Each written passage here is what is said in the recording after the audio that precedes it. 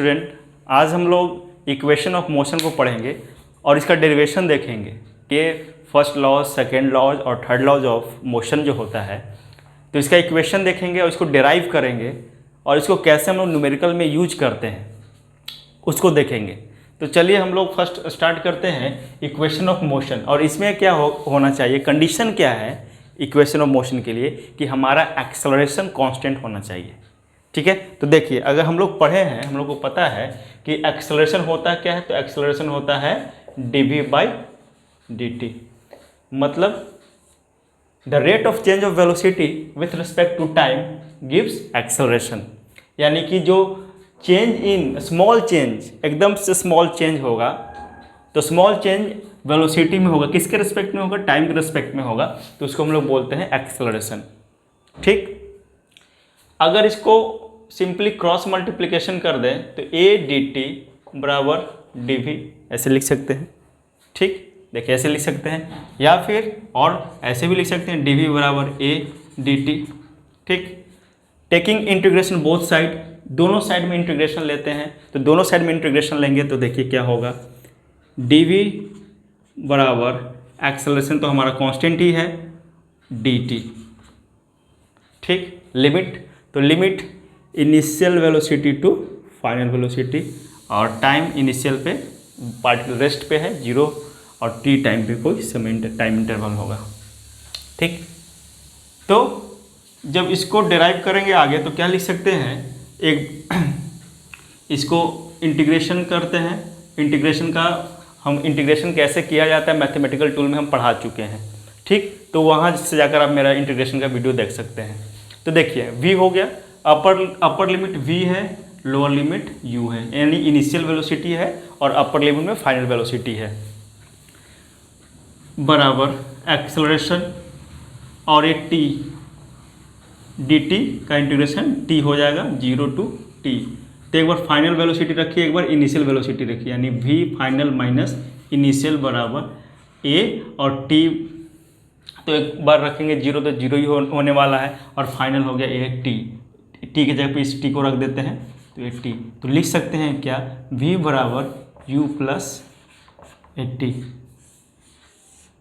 ये डेराइव हो जाता है, ये डेराइव हुआ, ये हमारा फर्स्ट इक्वेशन ऑफ मोशन का डेरिवेशन हुआ इंटीग्रेशन मेथड से, by formula method, by graphical representation. ये हम क्लास 9 में पढ़ा चुके हैं, वो भी वीडियो मेरे चैनल पर डाला हुआ है, आप लोग देख सकते हैं। आज हम लोग पढ़ने वाले हैं क्या, इंटीग्रेशन मेथड से कैसे हम लोग डेराइव करते हैं इक्वेशन ऑफ मोशन को।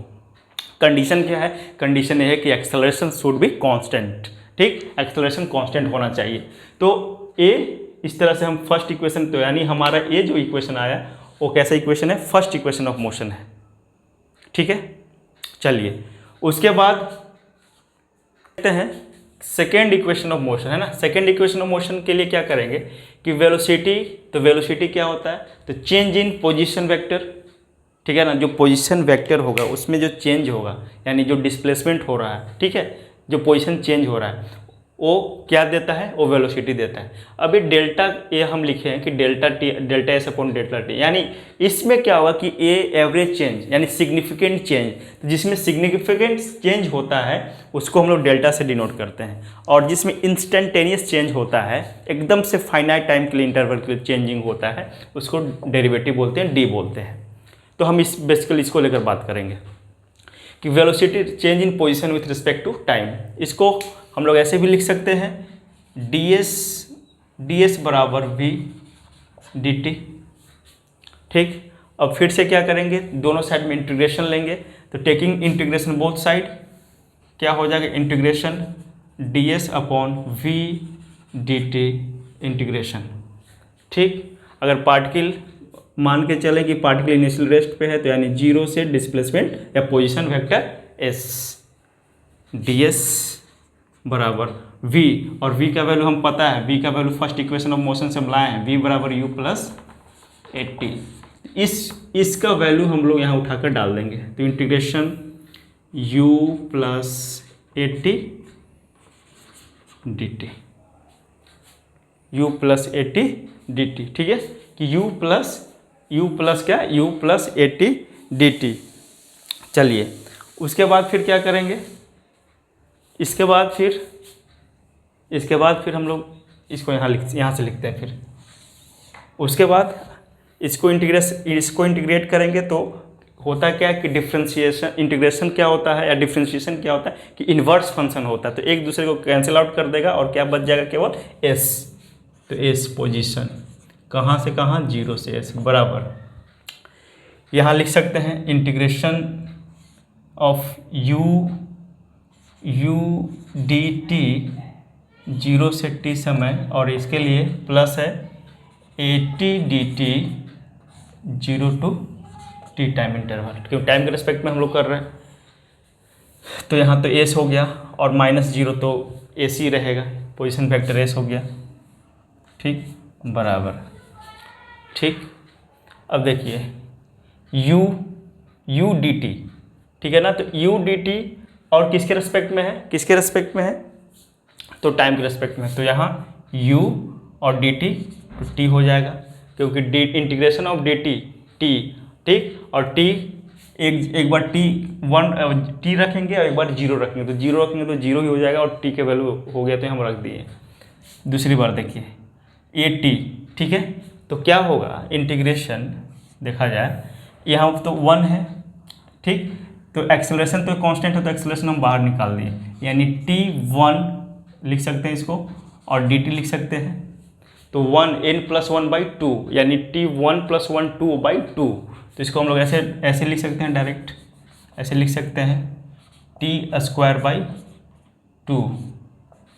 2 0 to t, यानी s बराबर ut + a, ठीक है, और एक बार t को रखेंगे तो t²/2, यानी s बराबर ut + 1/2 AT²। ये हमारा डेरिवेशन हो जाता है, ये हमारा डेरिवेशन हो जाता है सेकेंड इक्वेशन ऑफ मोशन, ठीक। ये फर्स्ट इक्वेशन ऑफ मोशन हुआ, ये सेकेंड इक्वेशन ऑफ मोशन हुआ। और दोनों इक्वेशन में ध्यान देना क्या है कि दोनों में टाइम इंटरवल है। दोनों इक्वेशन में, इक्वेशन फर्स्ट हो या सेकेंड हो, हम लोग टाइम इंटरवल को लेकर बात कर रहे हैं। लेकिन जो हमारा थर्ड इक्वेशन है उसमें टाइम का जिक्र ही नहीं है, टाइम की बात ही नहीं की गई है।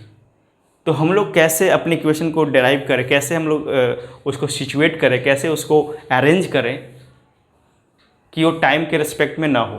तो देखिए थर्ड इक्वेशन के लिए हम लोग क्या करेंगे कि थर्ड इक्वेशन के लिए हम लोग देखते हैं, ठीक। तो थर्ड इक्वेशन में क्या है हम लोग को कि अब थर्ड इक्वेशन ऑफ मोशन के लिए हम लोग देखते हैं। तो थर्ड इक्वेशन ऑफ मोशन को क्या हम लोग लिख सकते हैं, तो थर्ड इक्वेशन ऑफ मोशन को देखिए ऐसे हम लोग लिख सकते हैं, एक्सेलरेशन बराबर क्या हुआ, dv/dt।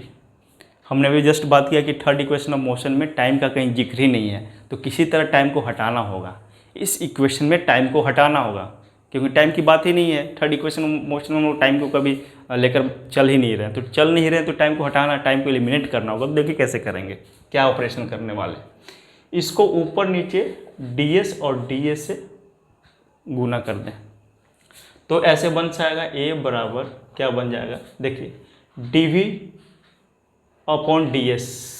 dv/ds इंटू ds, और ये नीचे चला गया तो ds/dt, तो ds/dt, तो a बराबर dv/ds इंटू ds/dt, ये क्या देता है, तो वेलोसिटी देता है, ठीक। तो इसको ऐसे भी लिख सकते हैं कि a बराबर v dv/ds, ठीक।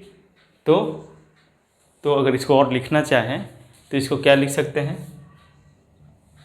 इसको लिख सकते हैं a ds बराबर v dv, ठीक है।